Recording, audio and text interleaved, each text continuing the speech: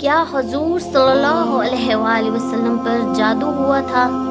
حضرت عائشہ رضی اللہ عنہا سے روایت ہے کہ بنو ضریع کے یہودیوں میں سے لبید بن عاصم نامی ایک یہودی نے آپ صلی اللہ علیہ وآلہ وسلم پر جادو کر دیا، یہاں تک کہ رسول اللہ صلی اللہ علیہ وآلہ وسلم کو یہ خیال آتا کہ میں یہ کام کر رہا ہوں، حالانکہ آپ صلی اللہ علیہ وآلہ وسلم وہ کام نہیں کر رہے ہوتے تھے، حتیٰ کہ ایک دن یا ایک رات کو رسول اللہ صلی اللہ علیہ وآلہ وسلم نے دعا کی، پھر دوبارہ دعا کی، پھر تیسری بار دعا کی، پھر فرمایا اے عائشہ، کیا تمہیں معلوم نہیں کہ جو کچھ میں نے اللہ تعالیٰ سے پوچھا تھا وہ اللہ تعالیٰ نے مجھے بتلا دیا۔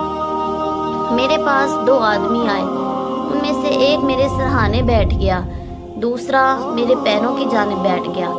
سو جو آدمی میرے سرہانے بیٹھا تھا اس نے پیروں کی جانب والے سے کہا، یا پیروں کی جانب بیٹھنے والے نے سرہانے والے سے کہا، اس شخص کو کیا تکلیف ہے؟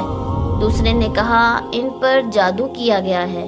پہلے نے کہا کس نے جادو کیا ہے؟ دوسرے نے کہا لبید بن عاصم نے۔ پہلے نے کہا کس چیز میں جادو کیا ہے؟ دوسرے نے کہا کنگھی میں اور کنگھی سے جھڑنے والے بالوں میں، اور کہا تر کھجور کے خوشہ کے غلاف میں۔ پہلے نے کہا یہ چیزیں کہاں ہیں؟ دوسرے نے کہا ذی اروان کے کنویں میں۔ حضرت عائشہ رضی اللہ عنہا نے کہا پھر رسول صلی اللہ علیہ وآلہ وسلم اپنے چند اصحاب کے ساتھ اس کنویں پر گئے۔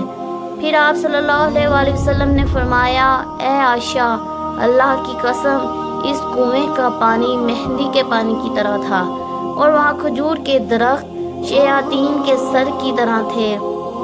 حضرت عائشہ رضی اللہ عنہا بیان کرتی ہیں میں نے کہا اے اللہ کے رسول صلی اللہ علیہ وآلہ وسلم، آپ صلی اللہ علیہ وسلم نے اس کو جلا کیوں نہیں دیا؟ آپ صلی اللہ علیہ وآلہ وسلم نے فرمایا نہیں، اللہ تعالیٰ نے مجھے اچھا کر دیا اور میں لوگوں میں فساد بھڑکانے کو برا سمجھتا ہوں، اس لیے میں نے اس کو دفن کرنے کا حکم دے دیا۔ جزاک اللہ۔